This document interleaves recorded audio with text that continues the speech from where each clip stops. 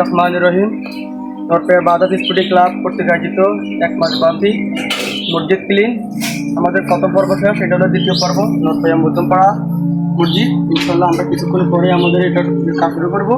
আমাদের সাথে আছে নরপেয়া মধ্যমপাড়া মসজিদের সম্মানিত সভাপতি রফিকুল ইসলাম মুরুভাই এবং আমার সাথে আছে আমার বাদাত স্পোর্টিং ক্লাবের সম্মানিত সদস্যবৃন্দ।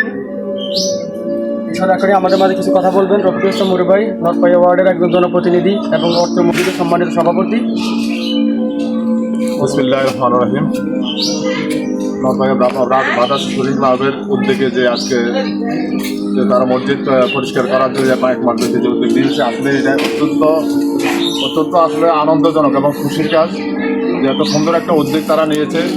আসলে তারা বিনা শ্রমে তারা বিনা ইয়েতে তারা শুধু কাজগুলি শুধু জনসেবা এবং মসজিদের উপকারার্থে জনগণের উপকারার্থে তারা কাজ করতেছে। আসলে এত একটা সুন্দর উদ্যোগ আসলে আমি কোথাও আগে দেখি নাই এবং আশা করি ইনশাল্লাহ আমাদের এই কাজ দেখে অনেকেই উদ্যোগ নেবে আরও সামনের দিক দেশগুলিতে সুন্দর সুন্দর কাজগুলি করার জন্য। এবং শুধু মসজিদ নয়, ওদের আরও অনেকগুলি উদ্যোগ আছে। ইনশাল্লাহ ভালো যে কোনো কাজে তারা উদ্যোগ নেবে, আমরা ইনশাল্লাহ ওদের পাশে সবসময় থাকবো। তাদের সুন্দর কাজগুলি যতক্ষণ পর্যন্ত করবে আমরা তাদের পাশে আছি ইনশাল্লাহ। সমাজের যে কোনো ভালো কাজে, শুধু এটা নয়, যে কোনো ভালো কাজে আমরা ইনশাল্লাহ ওদের পাশে থাকবো, যে কোনো কাজগুলো ওদের পাশে থাকবো।